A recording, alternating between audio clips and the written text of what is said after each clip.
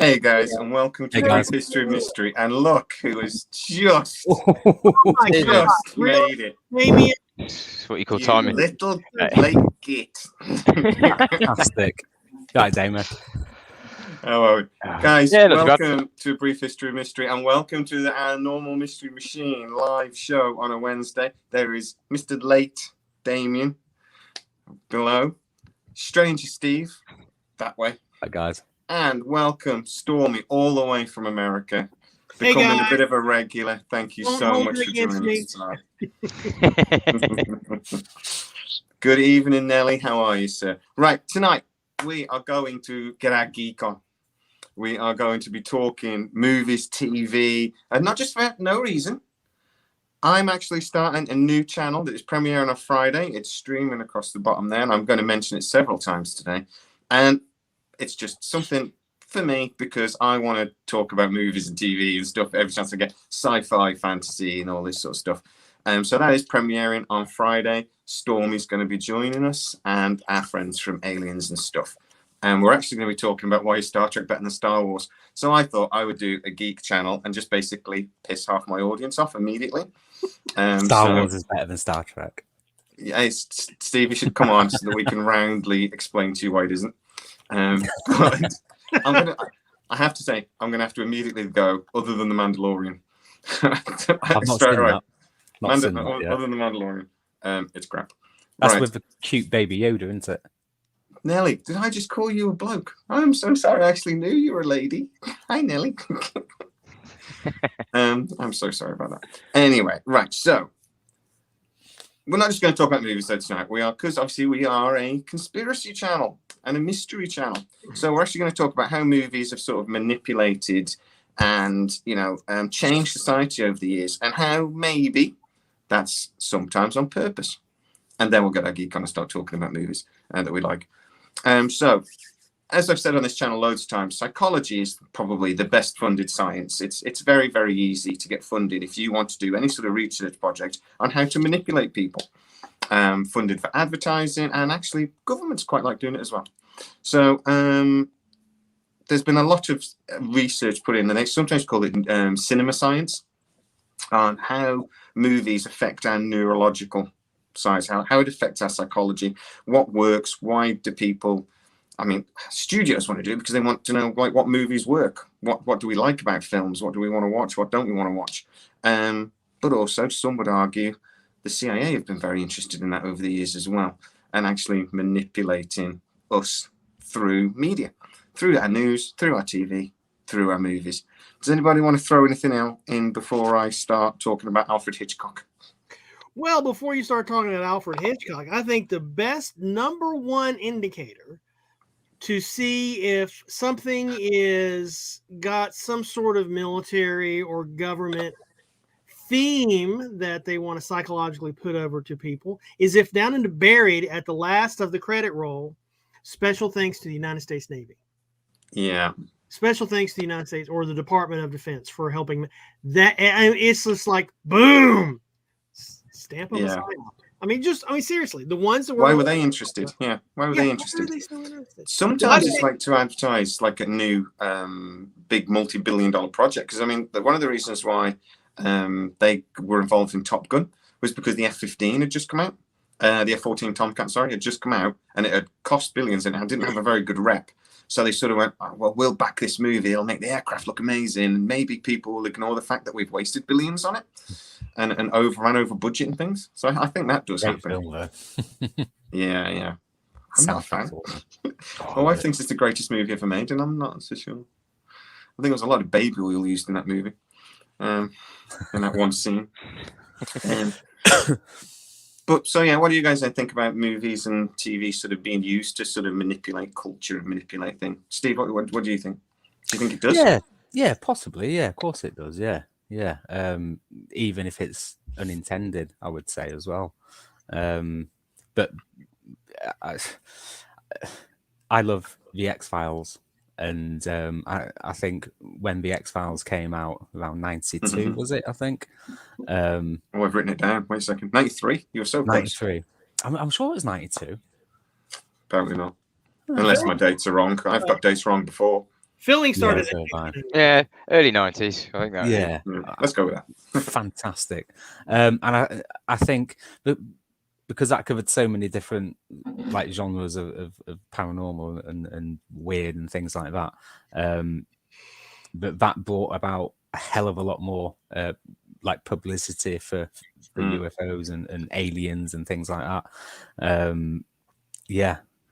I think X-Files made it go mainstream. I think that's when, because I'm going to talk a bit about chicken and egg a bit later. Well, timing. What comes first? Before the internet. So obviously before the internet, a lot of sort of conspiracy theories were probably hard to publicize to people, and it was very few that were interested and had a way to research them easily, I guess. So I think that it kind of brought all of those kind of stories about the paranormal into the mainstream. Yeah, exactly that. Yeah. Welcome, Dave. We miss you. Hopefully we'll see you really soon. And as always, thank you for the contribution.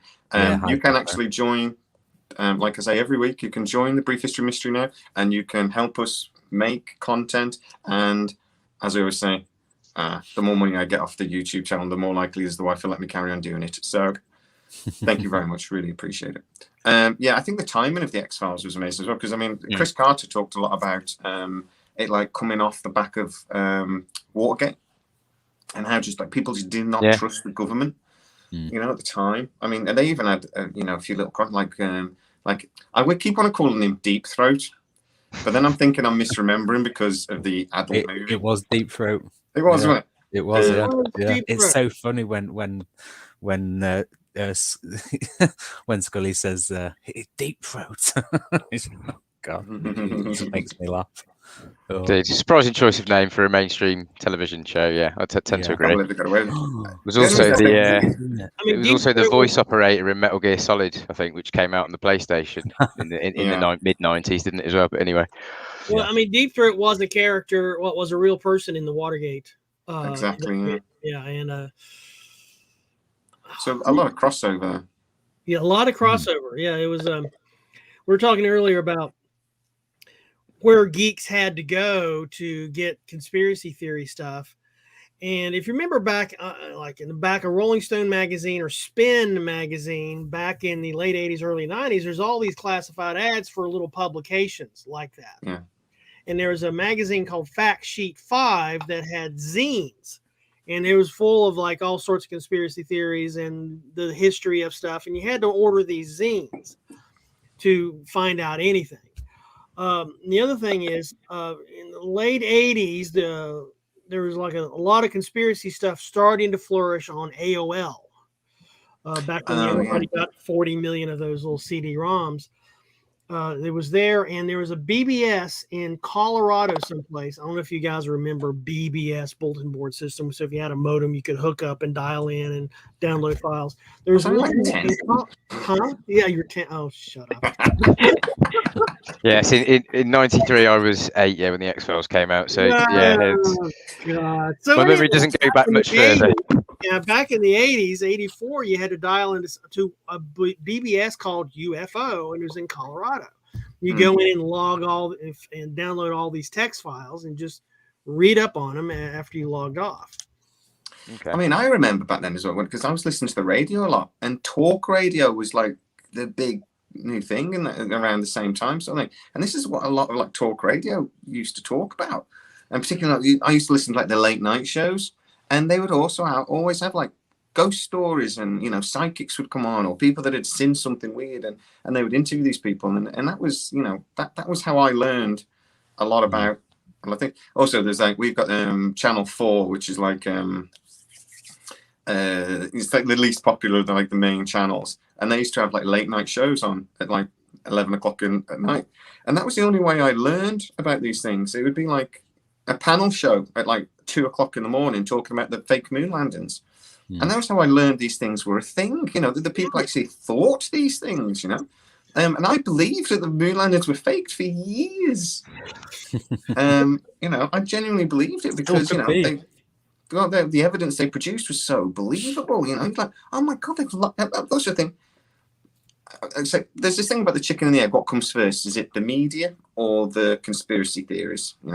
And I think sometimes a lot of these conspiracy theories sort of they feed into our fears, you know, and so it's like why vampires are such a popular monster, because it feeds into sort of our sexual side. For some reason it's quite sexual, but also it's like our fears about, you know, coming into the bedroom at night and biting us, and I wonder if there's an element of that with some of this stuff. So is it that, you know, there's like a chicken and the egg argument. Talking about that, the UFO flap in the early 40s, 50s, right? So the Washington invasion, Roswell, all these things. It also seemed to sort of be about the time there was quite a lot of the first sort of B movie, sci-fi movies were starting to come out. So I mean, like the Day the Earth Stood Still, 1951, Body Snatchers, 1956.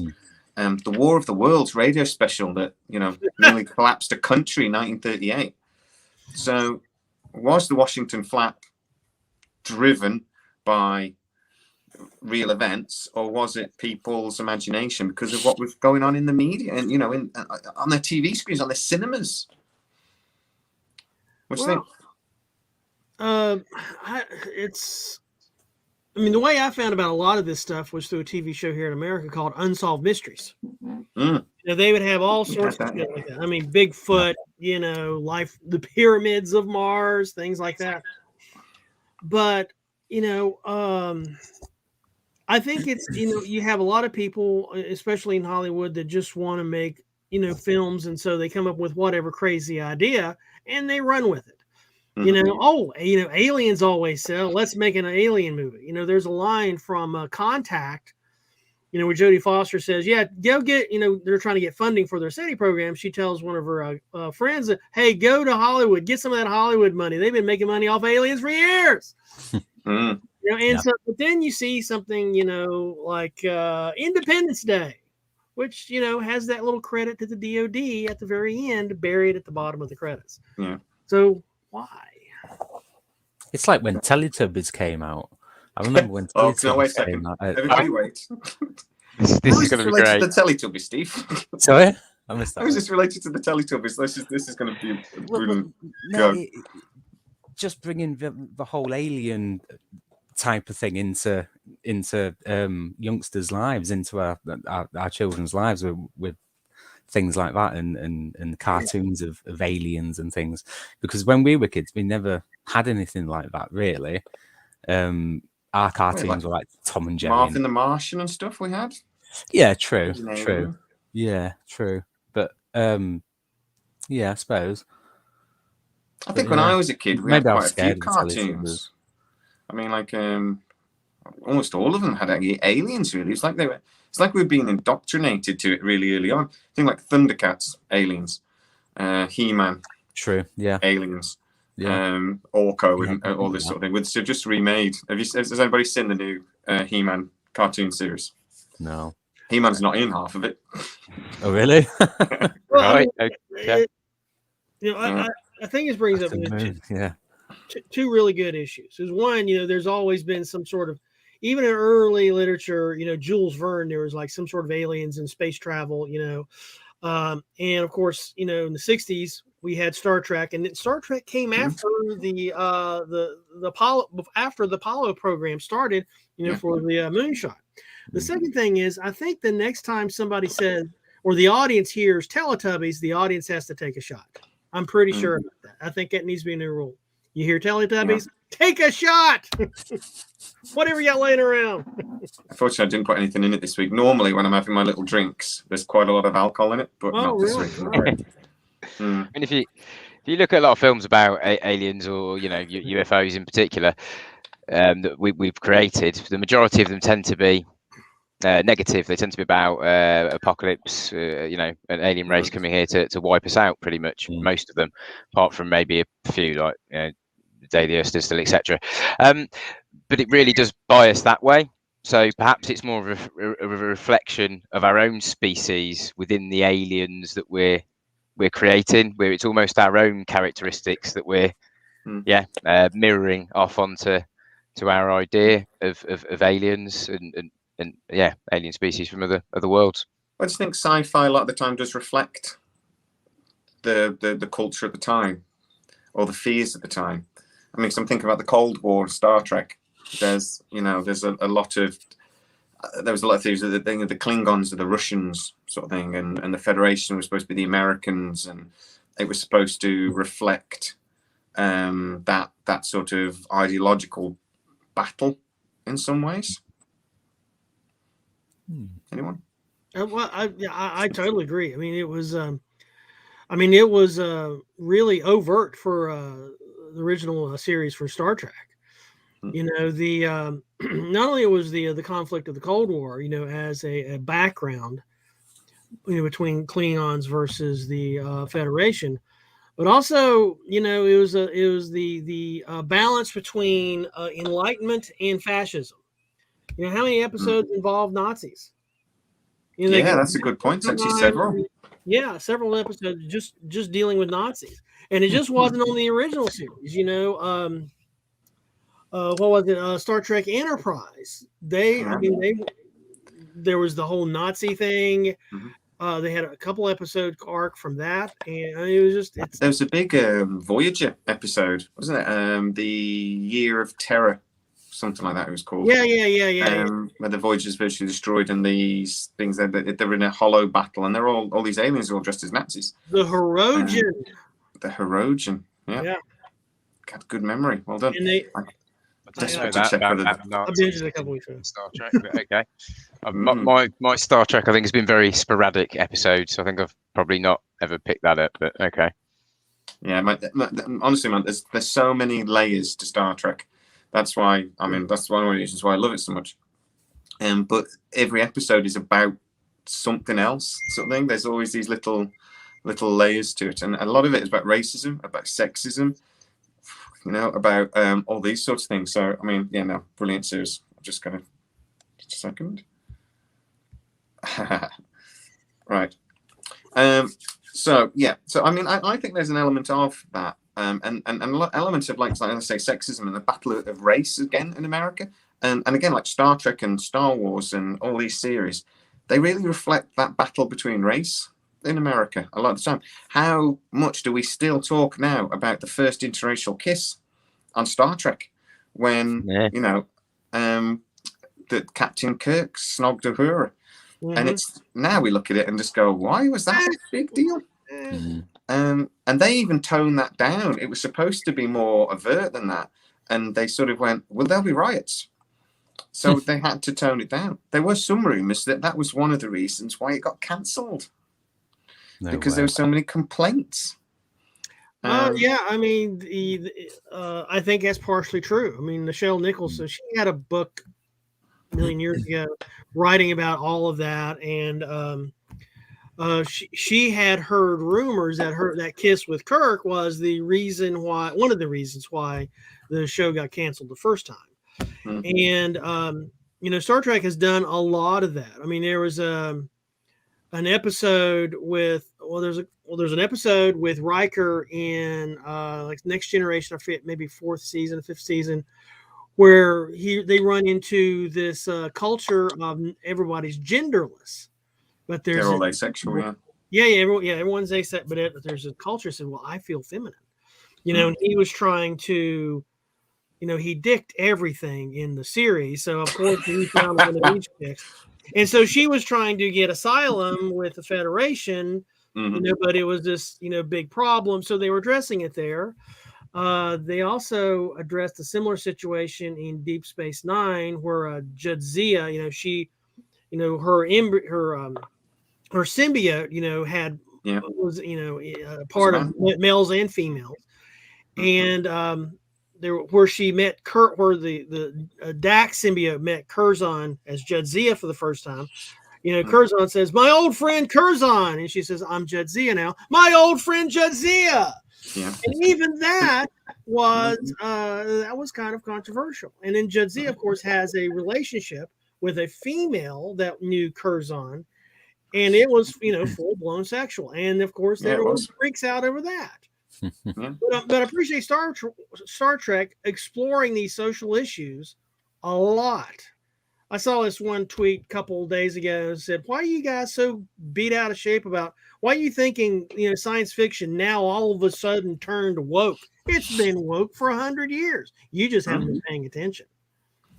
Right, yeah, exactly. Well, you can't seem to read between the lines. That a lot of science fiction is a metaphor for something else. It's it was a way, and a lot in America, and they did this a lot in Star Trek. They used to do this a lot in The Simpsons. Actually, is they would it was almost like a competition. What can we get past the censors?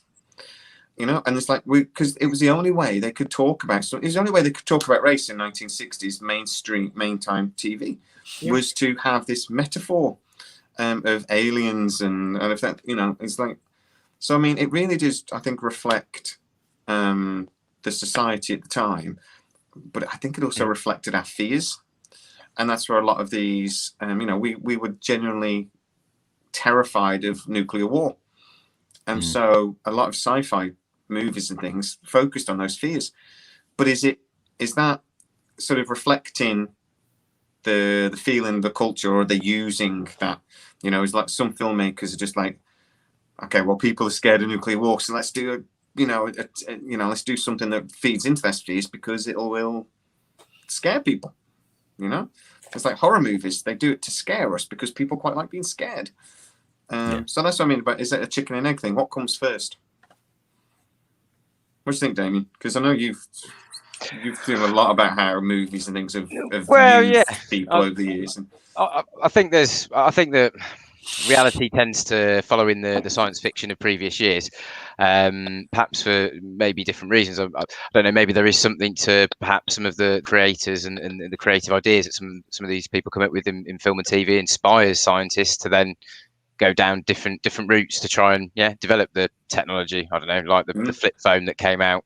Obviously, Star Trek had that way back before mobile phones were invented. So it's I do think that it could be that inspires some a bit of that, but I don't know. You need to look at the funding, don't you? Really, where the funding for some of these films comes from, and I'd be interested to see if a lot of the alien invasion films and the funding has come from government or CIA, which it does for a lot of some of the Hollywood film production, and if that's the message they're trying to push over to us now, and are we perhaps being led into a fake alien invasion model as Werner von Braun predicted?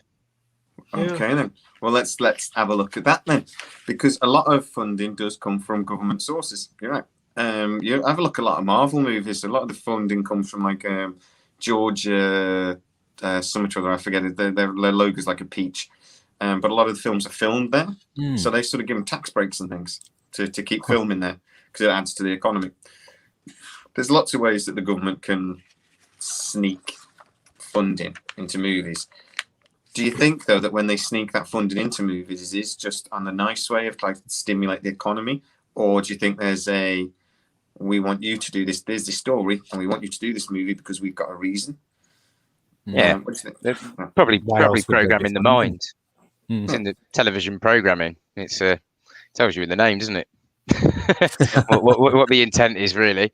So I do think there is definitely some of that, especially when the funding's coming from that particular source. They're not interested in just giving money away. Well, a lot of the times for the states, you'll have like the Georgia Film Commission. They won't give money away that much. Usually they'll get, if they do give money, it's in the form of an arts grant, and it never goes to anything you see on TV. It's for typically schools or student films or whatever. What the states really compete on are tax breaks. Tax break, yeah. They will, you want to use like 400 cop cars or whatever? Sure, you can have that for free.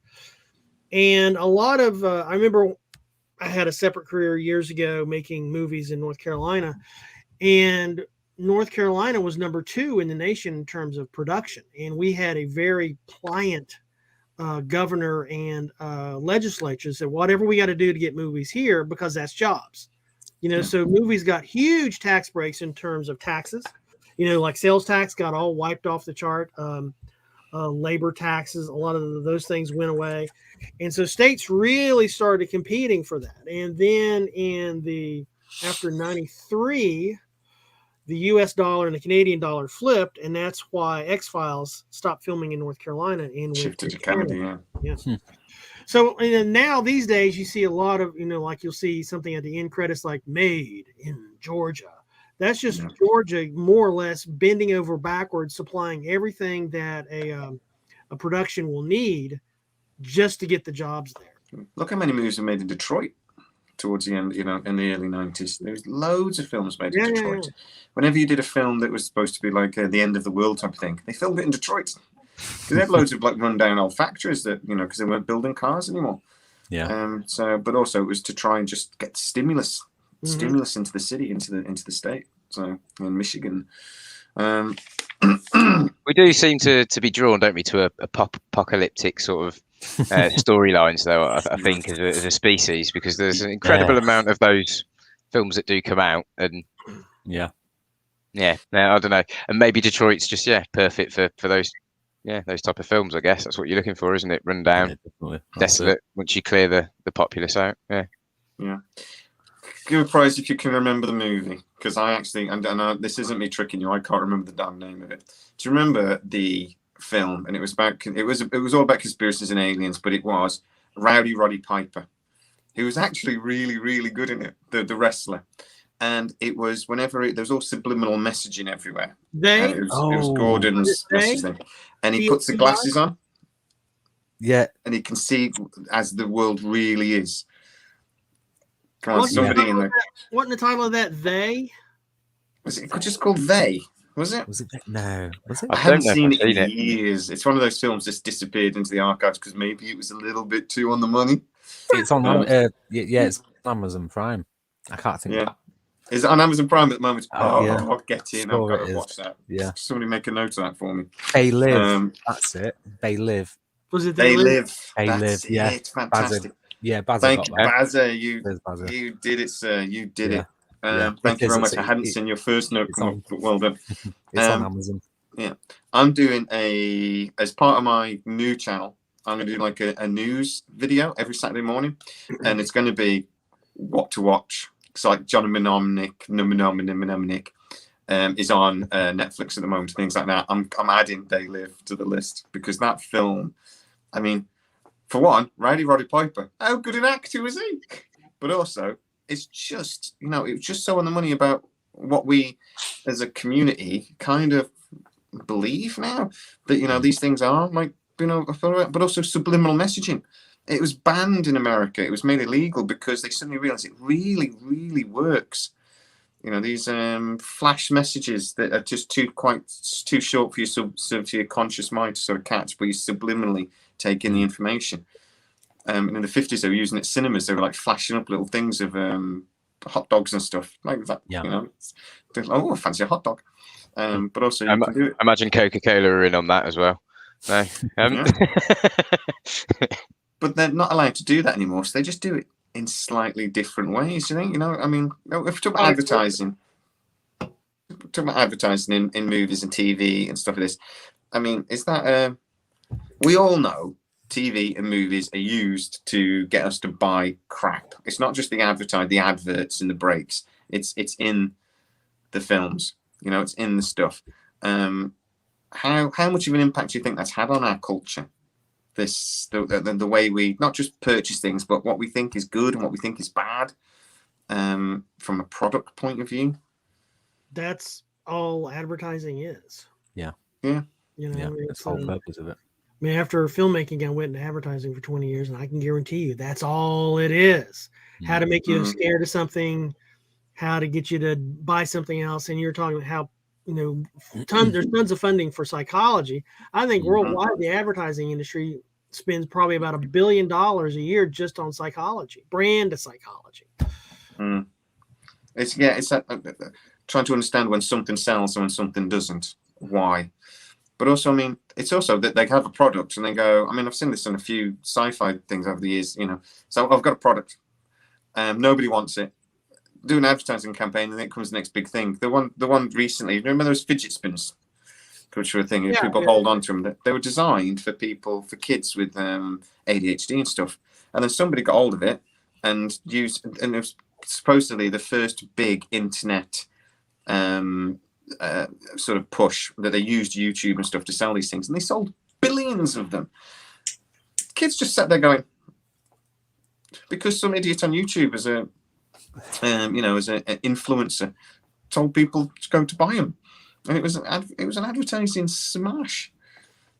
Nobody wants them; they were crap, but they sold really, really well. But Those people are sheep. Did you ever hear of Just Pet looking Rock? for someone to follow. I've Sorry. heard about what, Storm? Did you guys ever hear of Pet Rocks? Was that a thing over in the UK? Yeah, Vaguely, I don't Pet remember Rocks. that. Yeah, I mean, Well, you it's literally a rock, just a plain river rock in a box. Mhm. It had Pet Rock on it. There was even a song about it. people. What you don't know bought it about, to don't knock. God. I'm in love with my pet rock. And you go buy a Right. rock for a buck, and it's just talk about. and then See, there's that feels like a, Tamagotchis. Those little pets on the little computer before. Yeah, Tamagotchi. Tamagotchis. yeah, Just, Tamagotchis. Yeah. well, the whole point is to keep the damn thing alive. But the pet What a- rock thing what a feels like a useless bet to me. Toy, really. But yeah, Yeah, the pet rock Even thing feels the like little a bet to aliens me. in the It's ads. like 3 o'clock in the morning. I bet you can't sell rocks to people. I bet you I can. So, and they won. But just like taking the turf up in your garden, selling it as Wembley turf, isn't it? Really? But, yeah, how many People times will has buy the Golden Gate Bridge been sold? That's con artist doing it, but yeah, it's true, man. So I sold somebody an empty box at work last night, actually, for 375 quid. I assume that was an accident. It But, was, yeah, very big one by me, but it was all rectified. It was all good. Okay, then you filled the box eventually, did you? Okay. If we get back to like Peckham Springs, sorry, Gordon Williams. Peckham Springs, oh yes, Yes, the Americans will brilliant. understand that reference, but yeah. So if we just get back to like talking about the XFiles as well, because I mean that's from a conspiracy mystery point of view, and not just that. I'm interested in how it made it like mainstream in the early 90s, and I mean this was probably the biggest show on TV at the time. Yes. When did Area Called the 51 Cook. get sorry. established as a 1989. topic? 1989. Yeah. That's when Bob first came out and sort of spoke to it. I mean, it was sort of kind of in the public domain a little bit before that, wasn't it? But Bob was the first one sort of popularized it. Yeah. Yeah. Obama, the first one to admit Area 51 existed, president. I mean, It took him a little while to get all the aliens out.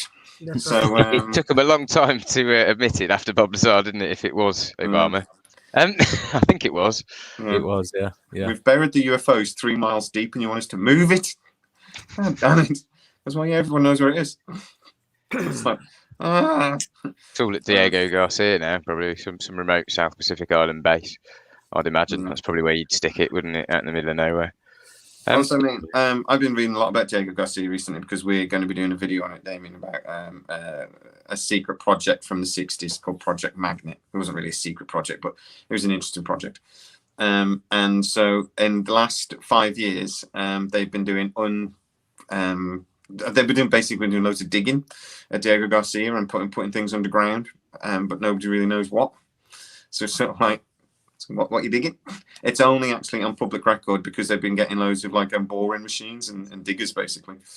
So it's on public record. These private contractors have been bringing in to dig, but it's an atoll, so I can't imagine how they're actually digging that deep. I'm not sure. It's like that's tough. There must be a bedrock under there, but anyway.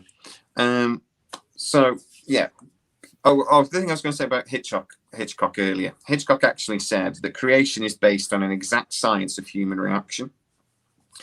So basically, he was one of the first people to start talking about how movies aren't just sort of a creative thing. There actually is like a system to it. And if you hit these, this system, these markers sort of thing, you can get the reaction you want. And that's one of the reasons why Hitchcock is still sort of like, at movie school and stuff. His movies are still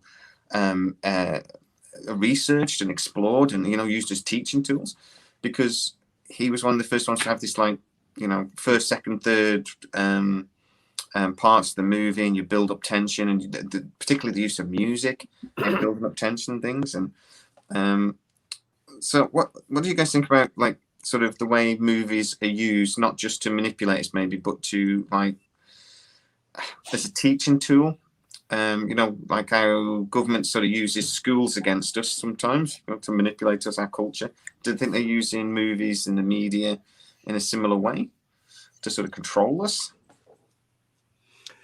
I think so in America, maybe not, maybe not producing the movies or whatever, but you'll see there'll be some film or TV show in the zeitgeist.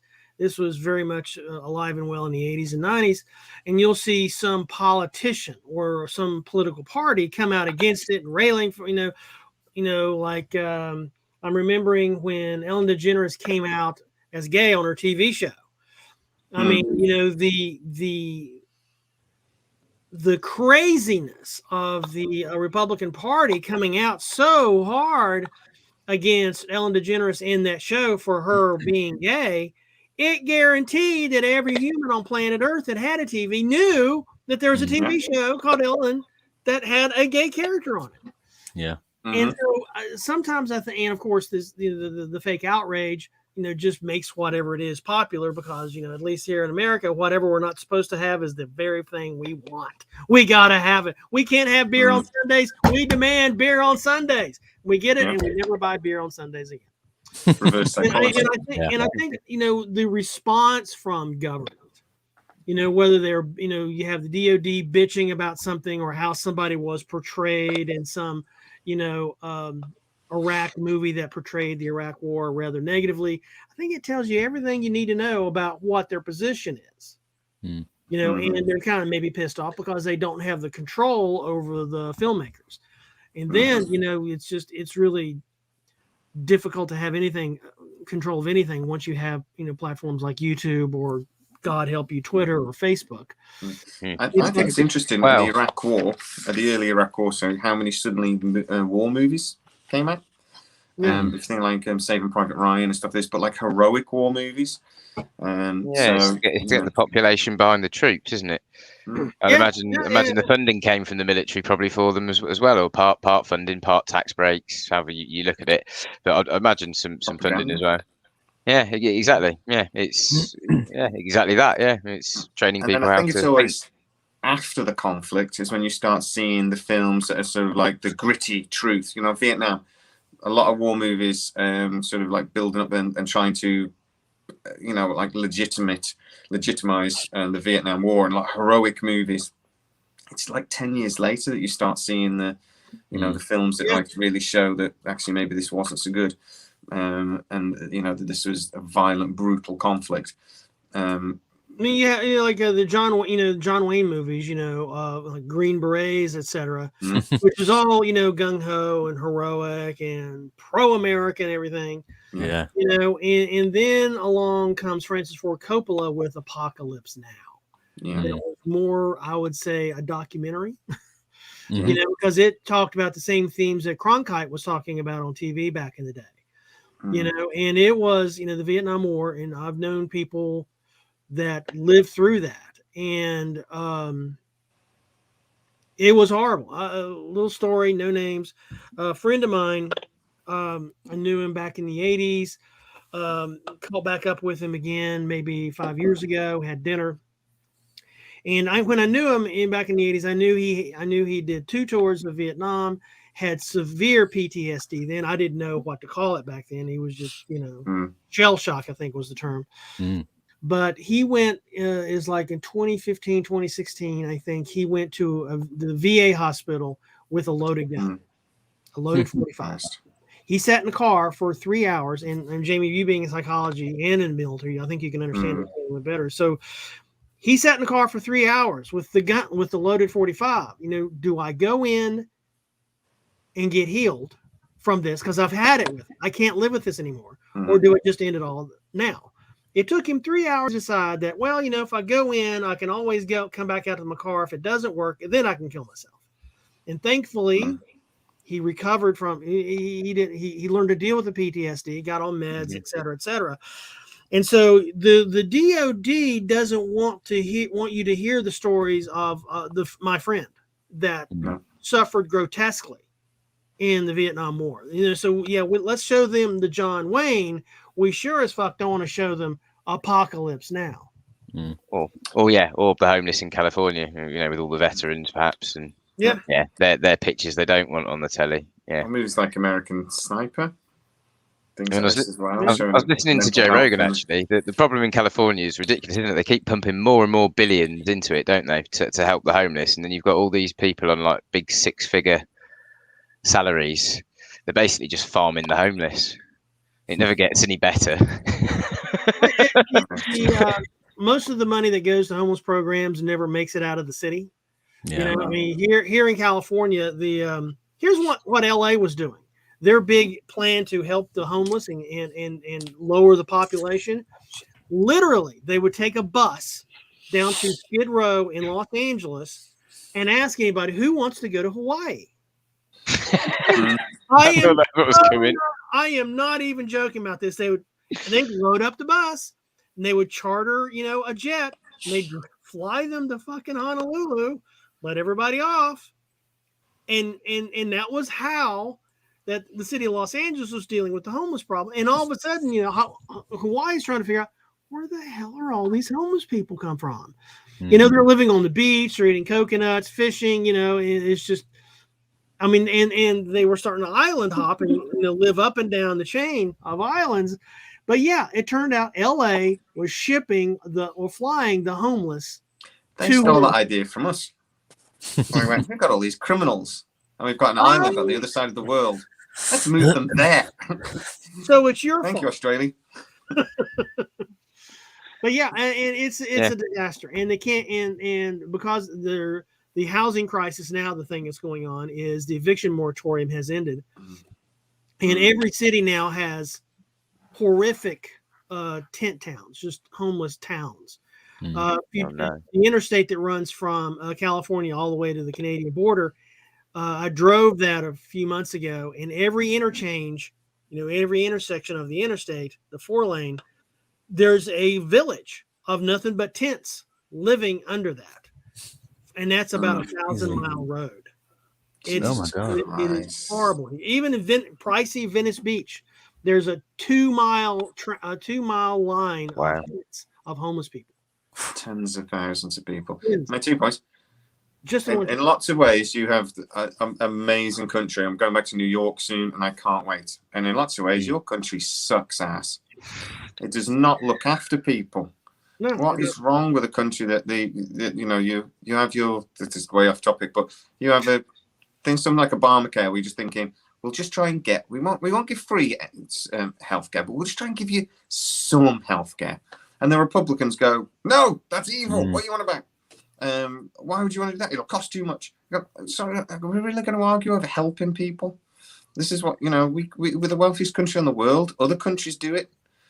Why can't we? And in some ways, I love America and I love Americans. It's one of my, like I say, New York was one of my favorite places on the planet. I've been to California. I loved it. And in some ways, I'm glad I'm British. And Americans steal all our best ideas. Keep stealing ideas. So we do it all first, and we're better. I thought you'd have a rant at some point. I don't rant. What are you talking about? I mean, Americans are so stubborn about this idea of freedom, right? We throw all your tea in the harbor. We decimate an entire population of indigenous people. We build a railroad all the way to California just to get Chinese tea. So, I mean, it was, middle fingers all the way around. Yeah. Yeah. All right. Indeed. Indeed it was. We threw our tea. We don't grow tea. All you actually did was throw a load of Indian tea into the Boston. Why are they throwing all the Indian tea away? It's like, idiots. You're actually bragging about the distance travelled and then just being dumped. Yeah, it's quite amusing, really, isn't it? But, you can actually tell, though, that the people in America and Boston at the time were still very British, because how British is that as a protest? Like, well, that's it, we're going to throw all the tea away. Not like, how British is that? It's quite a British response, or it does seem that way, doesn't it? Yeah. Very passive aggressive response, really. So what does Samuel Adams do? He makes beer. Yeah. We don't have tea. Well, beer sales are up. Anyway, we can We could sit here and slag America off more. Let's do that. You can't. It's not football. Oh, God, not again. You don't kick it. You don't use your feet. How is it football? Anyway, we'll move on. It's just gay rugby. It's just rugby where you're scared of getting hurt. That's what it is. Oh, that rugby looks dangerous. Let's put some padding on it. I'm going to tie a bunch of pillows to me and play rugby. That's what American football is. I love American football. Fantastic. Any sport where you have to repeatedly smash your head and risk brain damage isn't worth playing, really. Yeah, that's an issue. Which kind of applies to rugby and American football, really, to be honest. Yeah. Not so much to football, because it's non-contact, supposedly, isn't it? But no, it is, yeah. Football's full contact sport, yeah. If you actually look back, then we will move on back to movies and stuff. American sports. Yes. Rugby with pillows. Rounders. We play a game called Rounders. Stormy. We'll move back onto films, and then you talk about sports again. We're going back. I just said before we go back to movies, Rounders is a game that children play.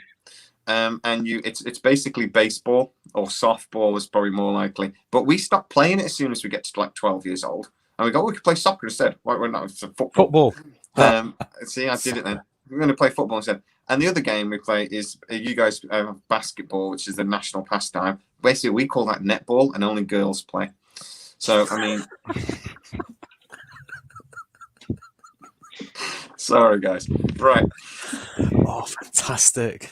I love Americans. Honestly, I really do. New York is literally my favourite place on earth, other than maybe Norway. Norway's incredible, but God had a good day when he made Norway. But anyway, random. So get back to movies and UFOs. And Damien, you mentioned it earlier, the fake alien invasion. All right. So the way I see it, you get kind of like 3 types of alien movie. You get like where the alien's a threat, or where the alien's a lovely good guy. Yes, just like that. Or you get like the movies that are like trying to be realistic and trying to sort of say like, okay, well, if aliens turned up, what would actually happen? And just a couple of examples, like the greatest movie ever made, Predator. It is honestly, the film is perfect. And it's like Die Hard, Predator. These films are just perfectly made. There's a new Die Hard coming out, by the way. Oh God! And that needs to add to my list of films that don't need to be made. And apparently, he dies. He gets killed. Well, he's 97 years old. He'll just die from a heart attack. There's a new Predator coming as well. Just evaporates into dust at the end of the film, won't they? Like Thanos. Nobody watched it. Did you last watch Die Hard? Watch the last Die Hard where in Russia? It's just bad. I've not seen it. I don't think I have. Just bad all the way through. And a new Rambo as well. Apparently, Rambo's brother. So he's going to take action. Yeah, I don't know who told me this. How many Rambo films were there? About 17. The last one's quite good. They must be in double figures, aren't they? I don't know. But anyway. No, there's only about 5 Rambos. I think you think about Rocky. There's like 19 Rockies. 7. Right. In which case, Rambo number 6. Okay. Yeah, I think so. Yeah, but I quite like the Rambo. I like the Rambo's a really good example of how Sylvester Stallone's career went. That he wrote. You got to remember as well. He wrote and directed Rocky. He's actually a Oscar-winning writer and director, and people sort of forget that because he's like, oh, but he made that, which is like a proper film. You know, and he's actually trying to tell a story about this boxer.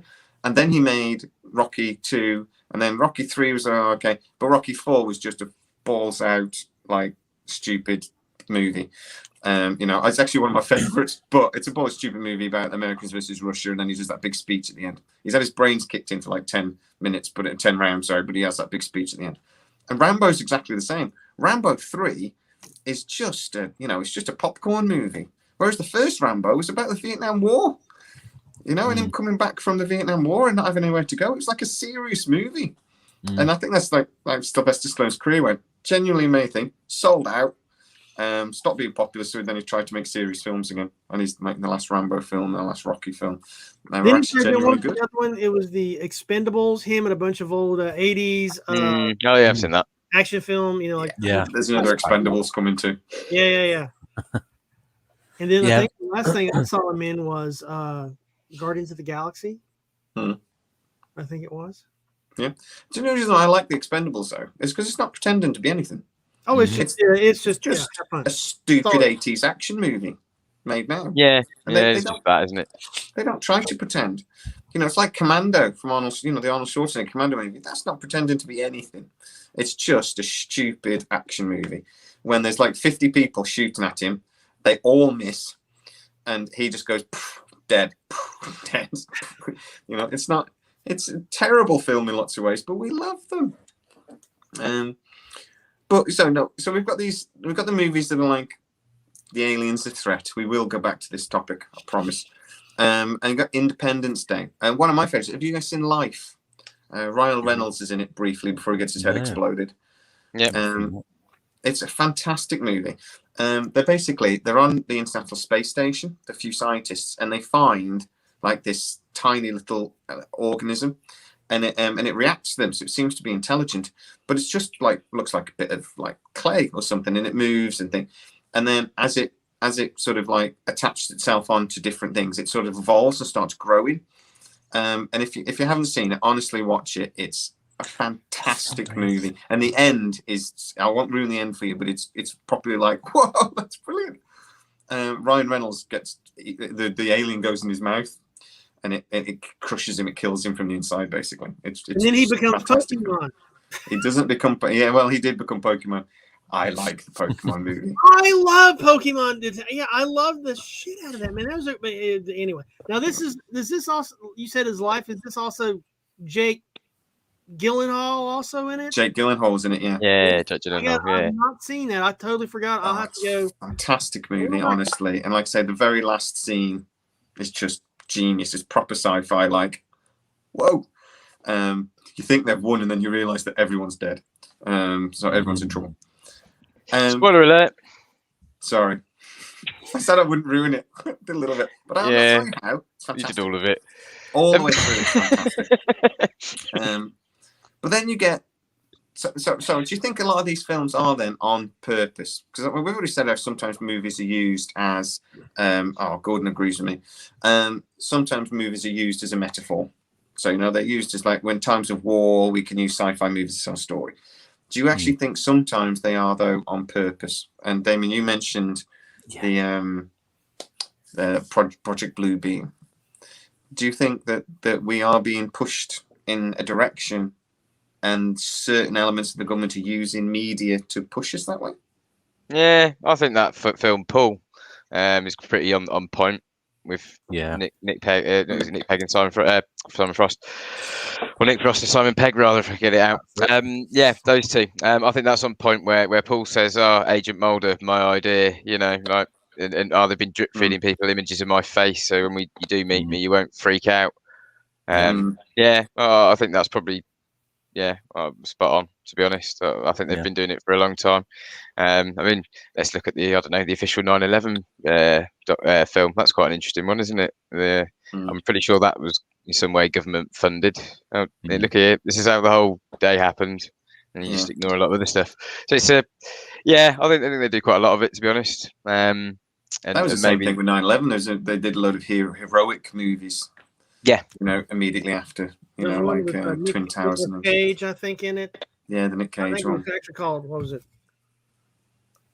World Trade Center, I think was the name of the title of it.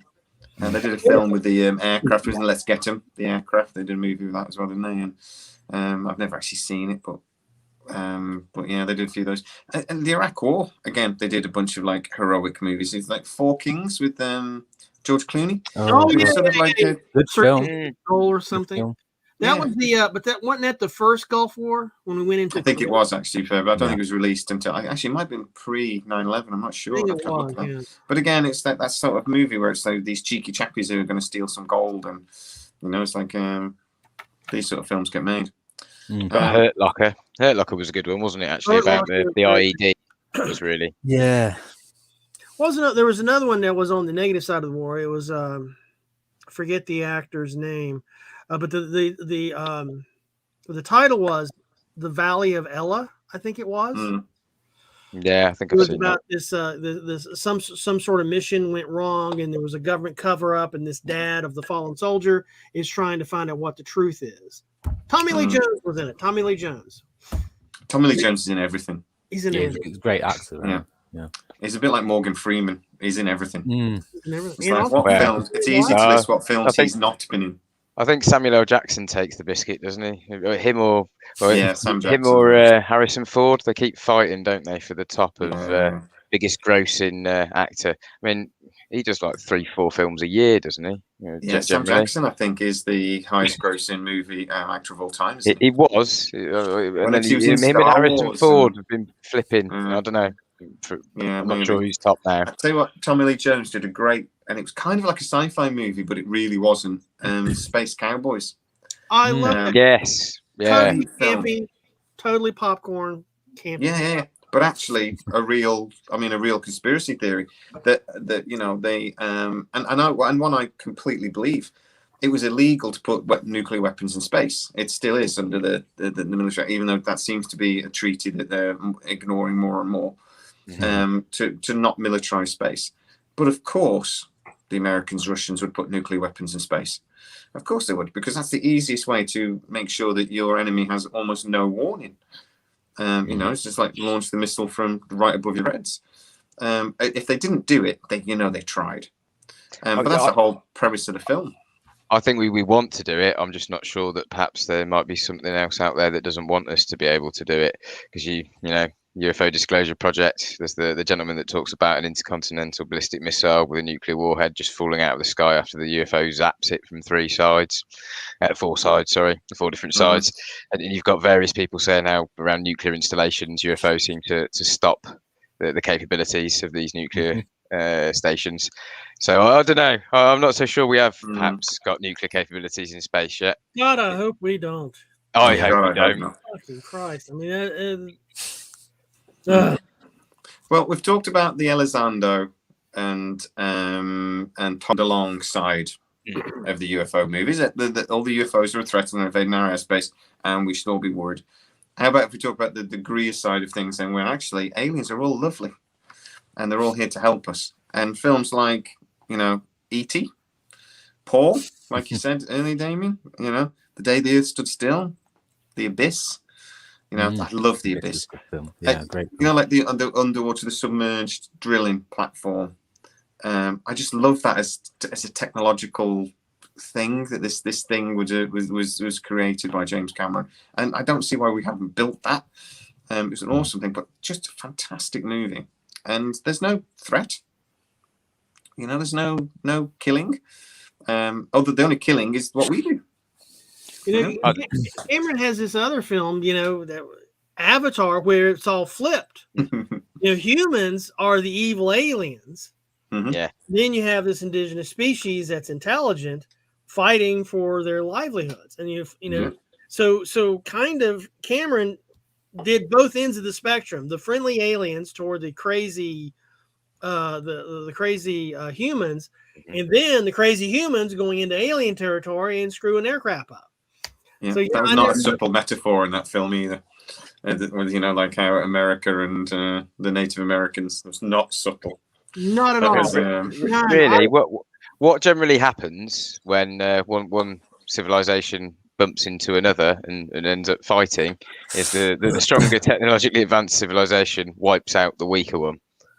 That tends to be what we've seen on our planet with our species. Perhaps why we project that into our views of alien species. But if you're capable of traversing the interstellar distances and you've got that level of technology, we're just ants to them. It's not really even. You know what I mean? I don't think they would think twice about, well, we need that planet they're on. Yeah, let's wipe them out. Like, why would they need it? I don't know. Maybe their planet, they've been living on for so many billions of years that perhaps it's getting too close to the, you know what I mean? Perhaps it's, I don't know, their stars burning out and the heat's no longer, they need to find a new home planet. I don't know. There could be many reasons why you'd need to traverse and perhaps they were just looking to do what we do, colonize another planet and increase the chance of your own species survival. XFiles movie. Those are all valid, but why? Let's say you're 1,000 light years away, there are going to be thousands, if not tens of thousands, of planets between here and there that's going to be probably better suited for your purposes than coming all the way out here on the outer rim for Earth, to a planet that's already toxic, already in ecological collapse, already, the life forms here are all stressed. From all the way up. I'm agreeing with all of this. Yeah, good Lord, stop off at Neptune and do something with that. You don't want to come to this cesspool. We fucked it up. We make too much noise, though, don't we? We make too much noise. For us not to be. Maybe that's our blessing in disguise. Maybe that's why they've not come to wipe us out yet. They're just not that interested in us or the planet. Maybe they keep a little eye on us because of the nukes, and they don't want us to. Amy's onto something there. Yeah. Don't want us to weaponize space so that they're not at threat. But if they keep us boxed on our own little planet that we're destroying anyway, perhaps they don't care. Maybe they're waiting for us to get that little bit more advanced and a little bit, put up a little bit more of a fight, and that's what they're waiting for. Or the next. So they are like Predator. They want to rumble, but we're thinking, no, this is too easy. It's like give them a week. It's like that new film that's come out on Prime, again, Amazon Prime, The Tomorrow War. I don't know right, yes. I do like that. That is full blown popcorn movie, but it is it is. I started watching it. Yeah, I started watching the first 20 minutes of it a couple of weeks ago, and I thought, I can't watch this. But then a friend of mine said, watch it all the way through, and I did, and it was a good film. But again, that's got a lot of elements into it that most of the ufology side of conspiracies and things like that, of it being hidden in Antarctica or Russia or whatever. You know what I mean? It's. But we love those types of films, don't we? My favourite line in that movie is the very end, where just after he's killed the alien, and he goes, "Did you just tell it to die?" Goes, yeah. Yeah. Why didn't you tell it sooner? I love that line. Yeah, it's a good line. I was pleasantly surprised. I saw, it's sci-fi, it's on Amazon, and a lot of the things, I find on streaming services, it's new sci-fi I never heard of. It's like they're questionable. I may last 2 minutes before I go to something else. But man, it was really good storytelling. It was fun storytelling. It's a conceivable theory, though, isn't it? Yeah. Wouldn't you say as well? They were already the premise of them already being here, and we were not looking. We were looking too late in time. That was really compelling. I thought it was a compelling story. I think it was one of what they say that they never really tell you what the aliens are there for, but when they're on the ship, they sort of go, "Is this a prison ship? Or is this are they here to actually wipe us out?" But they never really go into it too much, and I quite like that. They're just here. Yeah. According to one of the geek websites, I think it's already got a sequel planned. It's already what? Sorry, has a sequel planned. I believe so. Yeah. I think because the director, he was an animation director. I think that shot it. And he said, I knew it was a good movie, but I was kind of stunned at the outpouring. And then, like within 4 or 5 days, the studio was trying to negotiate a sequel. So maybe anything with Chris Pratt at the moment is going to do well in it, because he's one of those. He's one of the big stars at the moment, isn't he? He's a likable guy, isn't he? When you've seen him in interviews as well. I think him and what's her name? The Passengers together. Their chemistry off of each other is just brilliant. I'm surprised they're not a couple, to be quite honest. One of the things about Chris Pratt I love is it's a bit like Ryan Reynolds, that he's just so happy to be famous. He just generally can't believe his luck. It's just like, you want to watch a movie? That's so great. There's no pompous to him at all. There's no like, oh, I'm an actor. The art of it. He's just like running around going, I'm the luckiest man alive. Not yet, maybe. That, but go back to these peaceful ET movies then. So I can kind of understand why governments might quite like the threat movies, where the aliens are a threat, and it's all building up fear. That like we're like, oh, we've got to be worried about this and we're going to be worried about that, because I think governments quite like us to be a little bit scared. Of course they do. Justification of outrageous defence spending. Yeah. So, what's with the peaceful movies then? Why are the peaceful movies useful? I mean, are they getting similar funding? Well, I mean, it I guess from the government's point of view, especially in funding, it costs nothing to shake somebody's hand. It costs money to kill them. Hmm. And also, there's peaceful aliens, isn't there? And there's peaceful aliens. That if they're peaceful aliens, they've got their shit together, and we clearly don't. So there's that jealousy thing, especially Americans. We were talking earlier about healthcare. Like, what's wrong with you people? Well, we don't know. I mean, Congress can't pay for a Band-Aid. I'm going to see how many subscribers I've lost as soon as we go. Yeah, I was going to say it might be worth checking. Rant this. Soon as I realised that I was joking to a point. I was joking. I wasn't. No. I think there's also though a lot of movies that like really, really realistic in like what if aliens turned up, what would actually like happen. There's like films like Arrival, Contact, Close Encounters, even. Spielberg has made a lot of UFO movies over the years. And there just seemed to be this element of like almost like getting us ready. Like preparing us, like Paul again. That's basically the premise of that film, isn't it? They go, they've been getting you ready for years. Wasn't there a rumor about Spielberg being quite closely linked in with the intelligence community?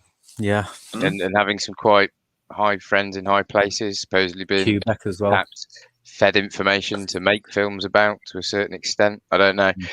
Supposedly there's that EBE one, isn't there? Extra biological entity one that was kept after Roswell and that survived several years. Who knows how true that story is? But Spielberg had the hand scanner from Area 51 in Close Encounters of the Third Kind, and no one noticed it until years later. Yeah, very good point.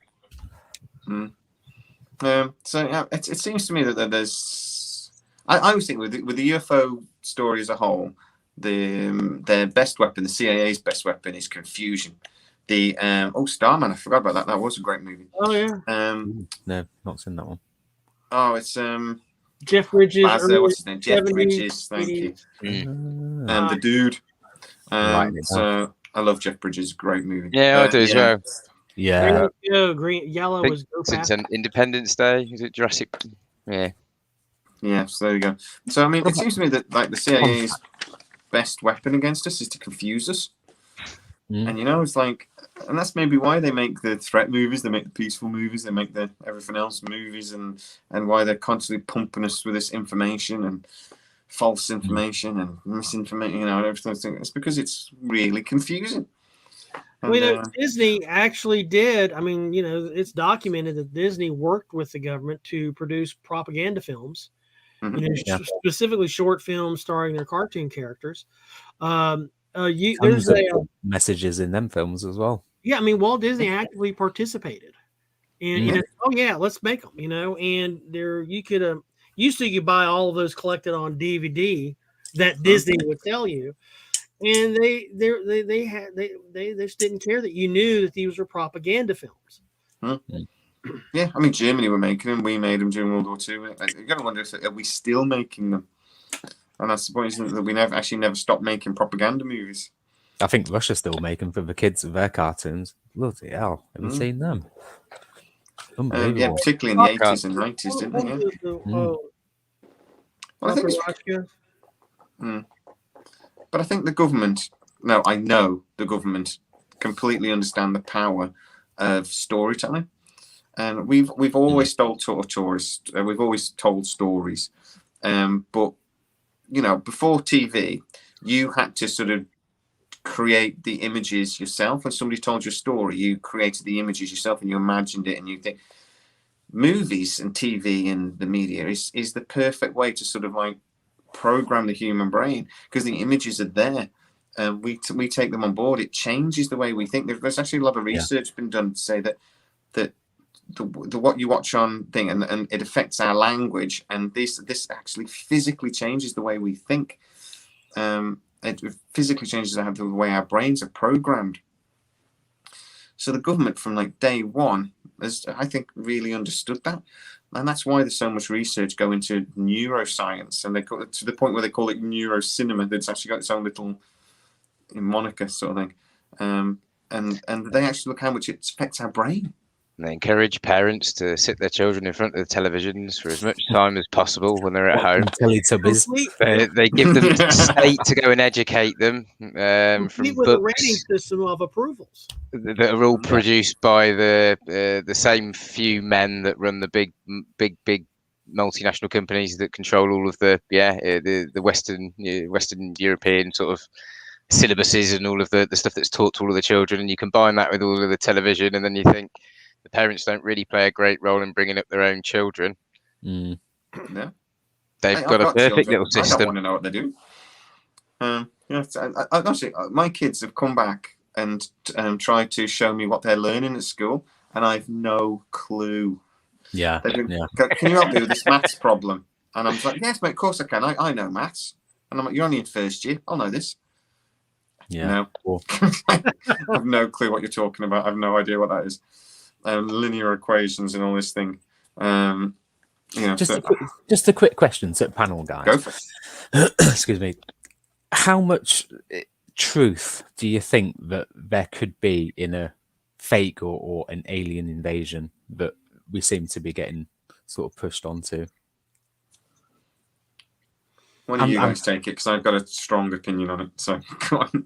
I think it'd be easy for the United States to generate an alien attack without any witnesses. America has this habit, of ginning up wars. I mean, the only thing they have to do is sink a ship with sailors on it in the Pacific, where no one's at the beach taking photos of whatever the encounter was. And then, here's all this video that we have that was streamed from satellite before the boat was attacked and sank. The bottom of the Pacific Ocean, 10 miles down. I mean, we completely manufactured the need for the Korean War with the Gulf of Tonkin incident. And beats that by about 5 seconds. Bang on there, yeah. Literally, but Gulf of Tonkin is totally on. Well, yeah, and so I wasn't going to go down the false flag operations and the all of the in the American history, but it is quite littered in recent years, isn't it? Or in it's just littered from the beginning. Remember, in our founding documents, we point out savage Indians as our number one enemy. What is it? George Carlin said it's we average a major war every 10 years or so, isn't it? I think in his and we've invaded 50 countries since the end of World War II, which is like a quarter of the world. Yeah, it's quite shocking when you think about it like that. Baz has actually scared me a little bit there, saying he's a mind reader. I'm like, I can read my mind and bring in trouble. He's on fire tonight. Well, he's always on fire, to be honest. Quick, put him out. It's simple truth is that why? How's your watch poison, mate? It's a simple truth that why mind reading isn't happening, isn't real. Because if women could mind read, all us men would be killed instantly. I mean, it was just they would just go in a killing spree. Totally different. What did you think? As dirty as well. Yeah. You wouldn't want them. You wouldn't want to be able to see other people's thoughts, would you? As one of the X-Men, for example. I think that'd be one of the worst powers. No. To know everybody else's thoughts. No, thank you. There's far too many thoughts that people have that they don't act on that no one wants to know about, probably. Well, it's just the thoughts that go through your mind sometimes. It's just I was driving along the other day, and I thought, this is actually a bit creepy. This is slightly almost like suicidal, but I'm fine. I just suddenly thought I could drive into the back of that truck and I'd be killed instantly, and it just went through my head. And then I'm driving along thinking, why did I think that? Where did that come from? I don't want to not go to work that badly, surely. Is that Final Destination moment, premonition. Slow down, get away from the truck. My brain just went, drive into the back of that truck. And then the rest of me went, no. It's like the little devil in my shot. Come on. No. But yeah. I've just washed the car. Yeah, I've just washed this. I haven't paid for it yet. But yeah. Well, maybe we do all transmit our thoughts, Bazza. Yeah, maybe we've just calcified the receiver, the pineal gland in our in our head, and we're no longer capable of communicating telepathically. Perhaps, who knows? Nelly, thank God you tolerate us as a species. Thank God. I think That's so. what my Have you ever- missus says. Yeah. I actually think that sometimes it won't surprise me if they discover that, we will go back to the false flag thing in a second. It won't surprise me if we suddenly find out that we are either a little bit psychic or we're able to detect magnetic fields. How many times have you sort of felt like there's somebody behind you and you look and there's somebody behind you? You don't think you've heard them. I know we can have micro there's not. things that we're not really conscious of. But it won't surprise me. They reckon we've got iron filings in our eyes like pigeons. And so they can see magnetic fields, and we've got a similar thing in our eyes. We just don't use it anymore. It's sort of like turned off. So it won't surprise me. And because of ethics, we're not allowed to like torture people and like cut them open when they're still alive and things anymore. So actually, our understanding of the human body like ground to a halt about 40 years ago. It's only like MRIs and fMRIs that sort of got it going again. When we were allowed to cut into people to test on them, we learned loads. So bring that back. Just not but the false flag thing and the and Project Bluebeam, I think is completely logical. In that it's like the Americans, Native Americans, the British, the Nazis. They've got a long list of. They've always got to have an enemy. Mexico. And the Mexicans. We link it to movies, though. All the movies are like that. All the movies are good guy, bad guy. You know who the good guy is. It's the Americans. And you know who the bad guy is. And the bad guys are always bad. It's one of the reasons why I love the Marvel movies so much. Because people like Thanos is the bad guy. But he's not really the bad guy. He thinks he's the good guy. And that's why he's such an interesting character. In the Daredevil series, they did the same with Kingpin. He thought he was the good guy. He thought he was actually doing the right thing, and that's what made him such an interesting character. But in most movies, good guy, bad guy, black and white. Black hats, white hats, sort of thing. And the Americans like that, but I think they're running out of bad guys. So they have to keep creating them, like ISIS. Making them up. Well, I think they've potentially already made them up. I already think that the war on terror was at least partially made up. I love the Australian Steve Hughes. He's like, war on terror. How can you have a war on terror? You're having a war on the consequences of the actions you're involved in. Mm-hmm. Yeah. I think that at least from Americans, why Americans love good guys versus bad guys is because typically our movies are 90 minutes long, and there's really not enough time to paint the gray areas. Yeah. Going back to Star Wars versus Star Trek, one of the reasons why I love Deep Space Nine so much is Federation, good guys, the Cardassians, the bad guys, the Dominion, the bad guys. And yet, by the time you've gone through all of those seasons, everybody's eat up with gray area. Oh, what did Cisco was going to destroy a planet at one point, wasn't he?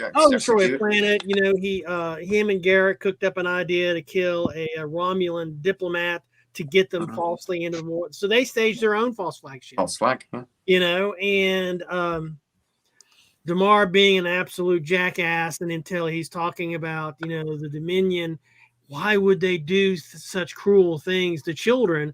And then Karen Reese says, yeah, why would they do? Who would do such a thing? And then he goes, fuck, I'm the monster. I mean, you see it in the actor's eyes. He did a really good job. And so for Americans, you got to have 5-10 seasons to get across. Everyone's got their issue. To understand. No one's clean. Yeah. It takes 10 seasons for them to figure it out. Right. I guess you're right. Too complex a story creates too much grey, and it's quite good to have that black and white. It makes it a very simple watch as a film. It's not. It doesn't have to be too intellectual, does it? It doesn't have to have a great storyline necessarily. It can just good versus bad and avoid the grey. Yeah. Okay. The other thing with the Project Bluebeam, though, that does genuinely worry me. This is actually a worry. The Americans are the largest spender on the military. Even though they're massively in debt, they spend more money than the next 5 countries put together. Wow. When you remember that 2 of those countries are Russia and China, that's even more terrifying. Yeah. We should be really worried about. And you said Russia, China, and the next 3 countries put together, which also includes us. They spend more. Their Marine Corps is bigger than our entire military. Yeah. You know, just the Marine Corps, Navy, aircraft. They've got more ships, more navies, more aircraft, and more men than our entire military. Yeah. Why? Even though they're massively in debt, they could have pulled back that money. You know, they could have pulled back that spending, but they're not. They seem to be accelerating the spending. Why? Is it because they want to become the world police? And a great way to become the world police is have an alien invasion, and for the Americans to literally do an Independence Day. But that would terrify me. And that I know, Storm, you're talking about they could do this without it being very public. If they've got the right technology, they could do it very publicly. They could still kill probably millions. coinciding with the way we're going to have to stop using fossil fuels as well, really, and the billion-dollar petro industry that props up the American economy and stopping it from collapsing. I imagine they'll intertwine that and the use of solar power with some kind of fake alien invasion, perhaps, to sort of smooth over the transition. Yeah, maybe. You guys did a show on the triangular spacecraft. You found the patents or whatever. Yeah. You know, you park 3 of those for about an hour at noon over DC or New York, and then you go sink the ship in the Pacific. Instant war. Yeah. Oh, we need $5 more trillion allocated to DoD to fight these invaders when it's our own damn spaceships. Yeah. And it would work. And you wouldn't even necessarily need to attack people. You just have to spread the rumor that they might. And because we're all terrified. I'm a perfectly reasonable person normally, unless I'm ranting about something, in which case I sometimes go off on my own thing. But I'm just a rational, normal person, and stuff doesn't particularly scare me. But what does scare me is my children, and if my children are at risk, I become very irrational. If I think my children could be harmed, and all of a sudden I'm thinking that we've got to go up and kill those aliens because they might take my children, or they might do something else. So, and that's the way they do it. I mean, and they use movies. Well, yeah, I mean, here in America, whenever they're wanting more funding, it says, well, what about the children? What about our grandchildren? What about the future generations? But yet a crazy gunman goes into a elementary school and kills, dozens of kids. Oh, we can't do anything about guns. I'm sorry. That's not a gun problem. It's a mental health Australia's problem. your prime example there. They had a big massacre, worst one in the world. What did they do? Ban guns. I don't know if one since. Did they have another massacre? Nope. Well, we did the same. We banned handguns. We made it much harder to get hold of rifles and things, and we've not had a major massacre since either. So unfortunately, the NRA is too powerful, and they keep wanting more guns. I think that's where your problems come from, isn't it? Really, in that respect. Oh, the teacher should be armed. You can't change an amendment, Damien. No, that was it. Yeah. An amendment. Who's that? That's Jim Jeffries. It's our second amendment. You can't change that. It's called an amendment. Amendment. That's what amendment means. It's like it's a change. So let's just change it back. I do like Jim Jeffries. The amendments, they're according to Jefferson, which has been dead for 200 and some years.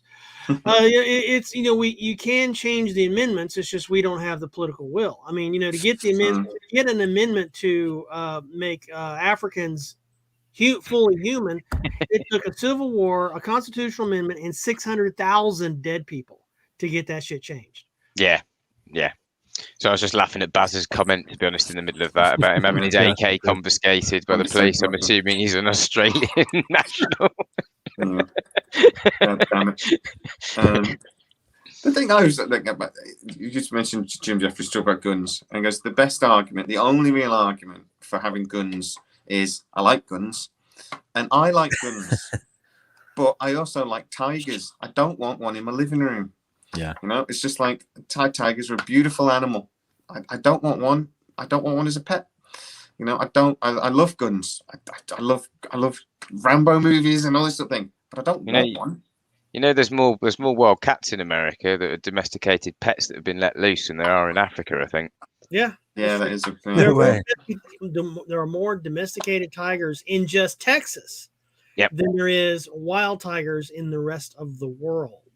There you go. I've got the title for our next movie. Our next movie. We're not that good. Our next video now is and Stormy, you're gonna have to come on because it's gonna be what the hell is wrong with Americans?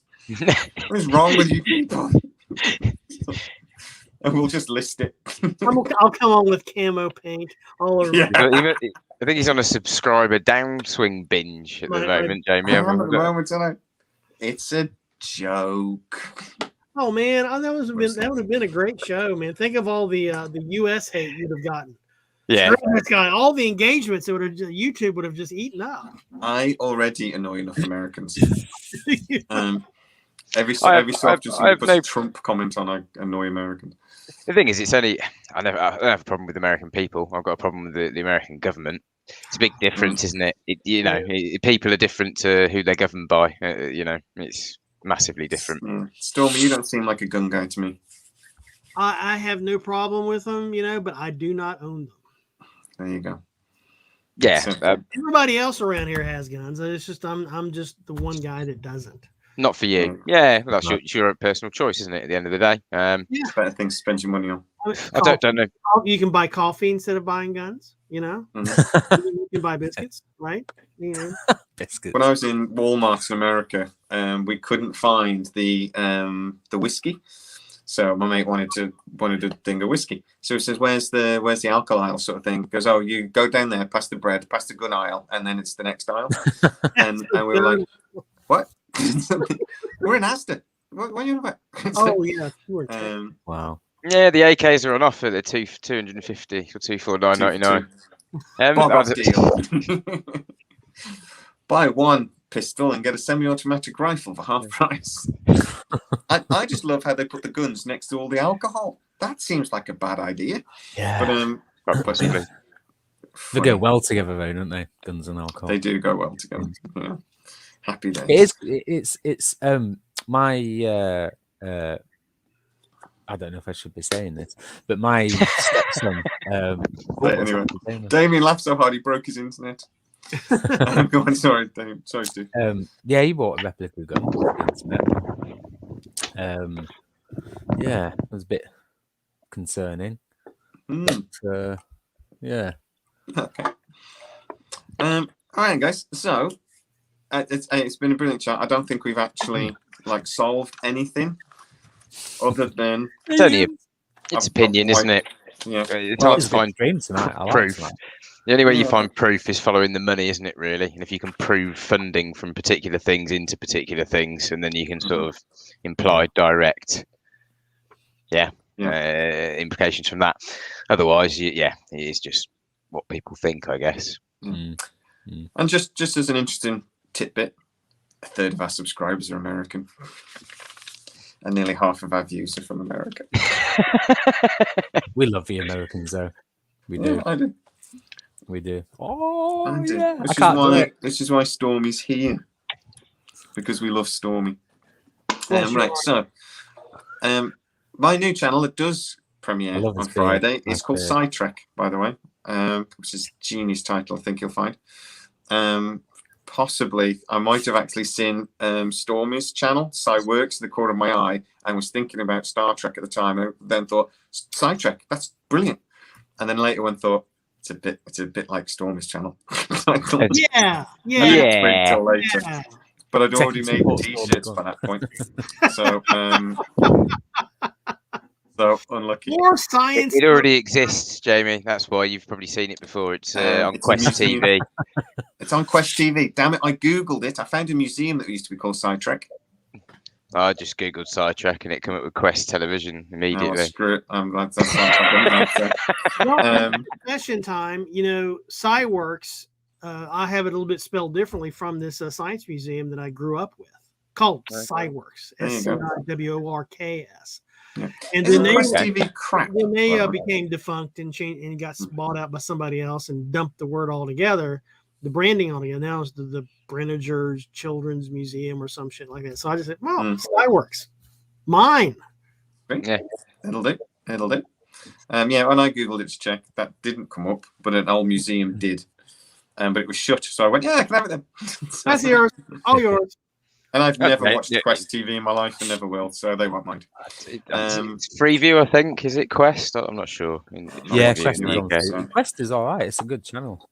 Good. Not bad. But anyway, my channel called Sidetrack, not to be mixed up with the Quest TV, is premiering on Friday. And please go subscribe. Please subscribe to the Facebook channel. You'll help us out. And you know, let's see if we can actually get a few people watching on Friday. Any people watching on Friday. What time Friday? Sorry.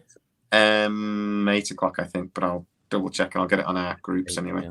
But no, honestly, serious guys, thank you so much for joining us tonight. It's been a really interesting chat as always. And say goodnight. Good night. Good night, guys. Hi, guys. Love and Night all. peace to all. See you next week. If you're Take new to the care. channel, please go and subscribe to all of us, particularly Stranger Times, because he is so close to 1,000 subscribers. This far. Get over there, subscribe, create accounts and subscribe. Do whatever you need to do, but let's get him over 1,000. All right, Thank you guys. so much. Thanks. Nice to see you too, Bazet. We will see you all very shortly next Bye, week Bazet. on Mystery Machine. Good night, Bye. guys. Take care. Night. Cheers. Good night, guys.